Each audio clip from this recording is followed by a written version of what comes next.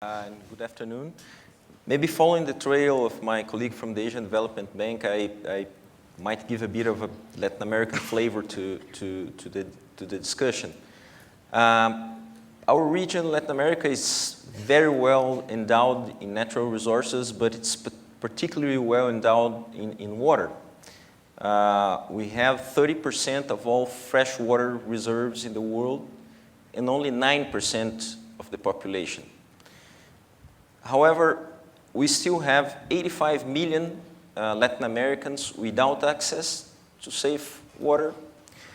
Our economies are highly vulnerable to water scarcity.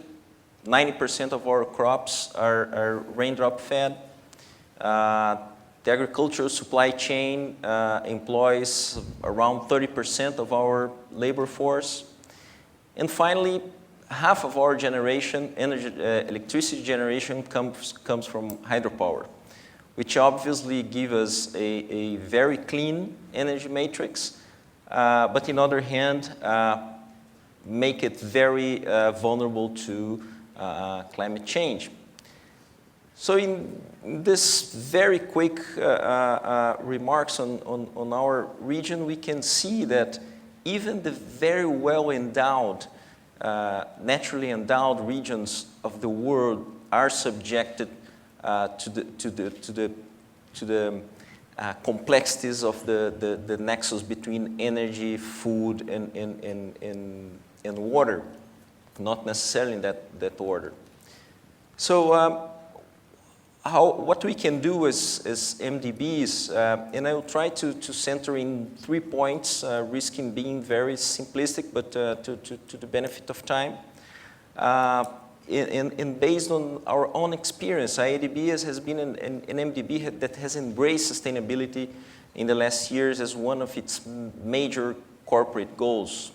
We have a target of lending 25% of everything that we do toward climate change, adaptation and mitigation, renewable energy, and sustainability. And actually, nowadays, we are already beyond this target.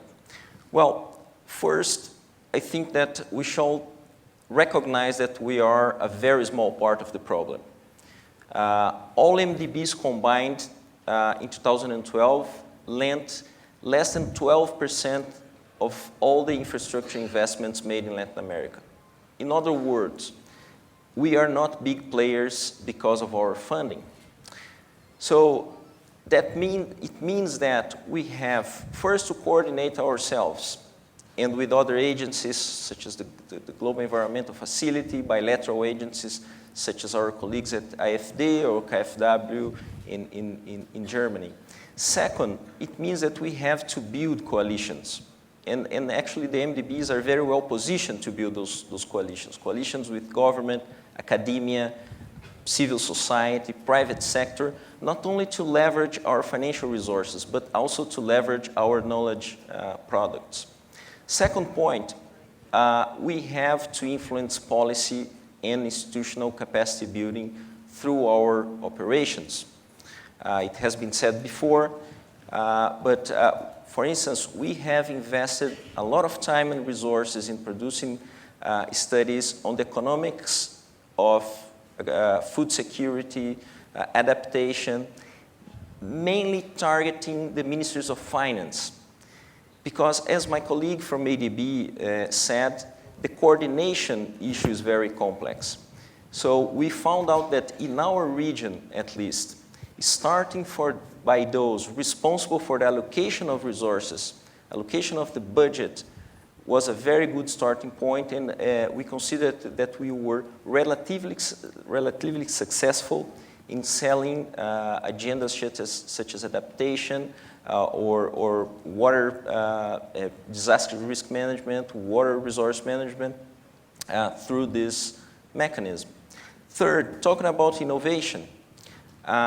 We believe that we have to leverage on the risk appetite of our shareholders. We as public institutions have more risk appetite than commercial banks, so we can first support the deployment of large-scale low-carbon technologies. I mean, technologies that are already tested, they are at the frontier of the border of economic viability, and with maybe the support of a public agency or a soft loan, it can maybe economically viable. So we have supported aggressively the deployment of wind power in Latin America, and we are now supporting the deployment of PV or photovoltaic solar energy in different parts of the region. And last month, actually, we engaged on the funding of the first concentrated solar power plant in the Atacama Desert in Chile. Second area to work in is facilitate the market entry of technologies that are not still mature, but offer great promise. For instance, we have imported technology from Europe, mainly from Scotland, in marine energy, tide energy, wave energy, and so forth. We are piloting these technologies in the coast of Chile, in the coast of Mexico, and once we develop the methodology, transfer the technology, we will support the scaling of its deployment. And finally, to conclude, we also have a role in remove barriers of entry to the private sector. And there are regulatory barriers that we can put our influence behind to remove. There are cost barriers, but there are risk barriers that are relatively not cheap, but less costly for us to support than a full-fledged project. And I can give you a concrete example as well. ADB has joined forces with KfW of Germany to establish a regional facility for mitigating the risk of geothermal deployment. As you know, one of the highest upfront costs of geothermal is the drilling. Just like oil, it's a very risky business. You can drill and you can find spots of heat, or you cannot find spots of heat. So we have built an insurance facility to take the first losses of these